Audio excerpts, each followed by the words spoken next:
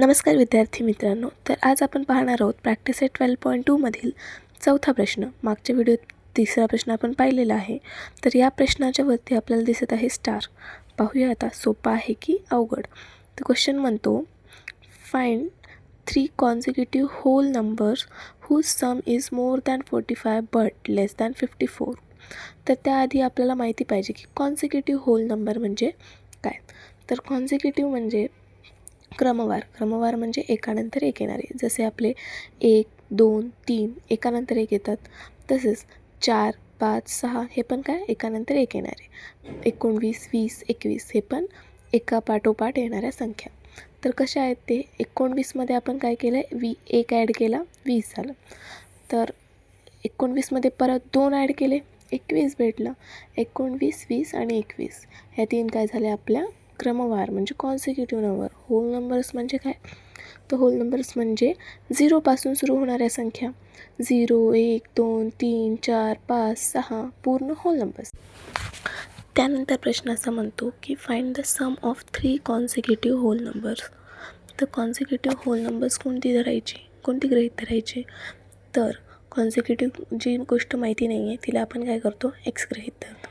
तर suppose 3 consecutive whole numbers are, म्हणजे जी कॉन्सिक्युटिव्ह होल नंबर्स आपल्याला माहिती नाही आहेत त्यांना आपण गृहीत धरूया एक्स काय झाली पहिली संख्या. पहिली जर एक्स असेल तर दुसरी काय असणार क्रमवार आहे. जसं आपण 19मध्ये एक ॲड करून 20 केलं तर तसंच एक्समध्ये एक ॲड करायचं x+1. तसंच 19मध्ये 2 केल्यावर 21 झालेलं. एक्समध्ये पण 2 ॲड करा x+2. हे 3 झाले आपल्या 3 consecutive होल नंबर्स भेटलेले आहेत. पुढं म्हणते की सम इज मोर दॅन 45. सम म्हणजे या तिघांची आपल्याला करायची आहे बेरीज. एक्स पण ही आहे पहिली कंडिशन म्हणजे जी दिलेली माहिती आहे. तर फ्रॉम फर्स्ट कंडिशन आणखी एक कंडिशन आहे जी पुढं आपण सोडवणार आहोत. तर सम घेऊया आपण x+1 दुसरी संख्या प्लस x+2 तिसरी संख्या लेस मोर दॅन म्हणजे काय मोर दॅनचं साईन मोठं तोंड आपल्या बेरजेकडं आणि लहान तोंड 45कडं. आता करूया बेरीज. एक्स काय झाले 3x अधिक 1 अधिक 2 3 मोर दॅन 45. आता 3x हे +3 जे होतं बाजू बदलली की साईन बदलणार पलीकडे जाणार आणि -3. 45मधून 3 गेले किती उरणार सांगा आता. 3x more than 42. 45मधून 3 गेले 42. 45मधून 3 गेले 42. तर 3 आणि एक्समध्ये कुठलंच साईन नाही म्हणजे काय असणार गुणाकार. जसं हे 2 आणि एक्स आहे कुठं साईन दिसतो का नाही म्हणजे गुणाकार. 3 आणि वायमध्ये पण काय नाही आहे या म्हणजे गुणाकार असतो. कुठल्याही संख्या आणि दुसरं त्याच्या बाजूला अल्फाबेट म्हणजे व्हेरिएबल असेल तर त्या दोघांमध्ये गुणाकार असतो.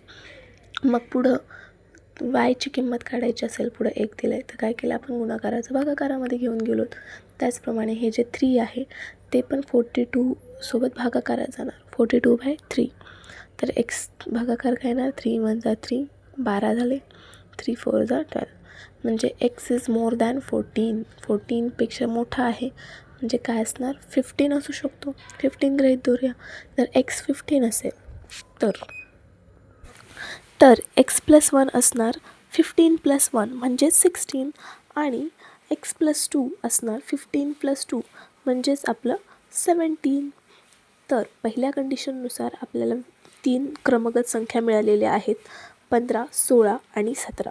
तर आपण लिहून घेऊया 3 consecutive whole numbers are 15, 16 and 17. आता त्यानंतर पहा आपल्याला प्रश्नामध्ये असं सांगितलेलं होतं की 3 क्रमगत संख्यांची बेरीज 45पेक्षा मोठी आहे. त्यानंतर आपल्याला सांगितलेलं आहे की 3 क्रमगत संख्यांची बेरीज 45पेक्षा मोठी परंतु 54पेक्षा लहान पाहिजे. तर ही भेटली आपल्याला दुसरी कंडिशन. तर लिहूया फ्रॉम सेकंड कंडिशन. आता क्रमगत संख्या सेमच येणार x+1 आणि आपलं x+3 तिघांची बेरीज पण यावेळेस काय येणार आहे 54पेक्षा लहान म्हणजे लेस दॅनचं साईन. आधी जे आपण चिन्ह वापरलेलं होतं त्याच्या उलटं चिन्ह उरलेले आता एक्सची बेरीज 3x आणि 1 आणि 2ची बेरीज झाली 3 लेस दॅनचं चिन्ह 54. आता 3x लेस दॅन 54 आलं, +3 जे होतं ते झालं -3. 54मधून 3 गेले 51. 3 आणि x गुणाकारात आहेत तर 3ला पाठवून देऊया दुसऱ्या बाजूला, ते जाणार भागाकारात. 51 भागिले 3 उत्तर आलेलं आहे आपलं x इज लेस दॅन 17 म्हणजे x 17पेक्षा लहान. तर काय आलं 16. जर x 16 आलं तर मला सांगा x+1 काय येणार, x+1 येणार 17 आणि राहिलेलं आपलं x+2 म्हणजे 16 अधिक 2 करावं लागणार. मग 16 अधिक 2 काय येणार सांगा, ऑब्व्हियसली 18 येणार. तर आपल्याला 3 क्रमागत संख्या भेटलेल्या आहेत. 3 क्रमागत संख्या आपल्या कोणत्या आहेत, 16, 17 आणि 18. तर लिहून घेऊ शकतो आपण 3 consecutive whole numbers are 16, 17 and 18. तर याचप्रमाणे प्रश्न संपलेला आहे. प्रॅक्टिस करत राहा. धन्यवाद.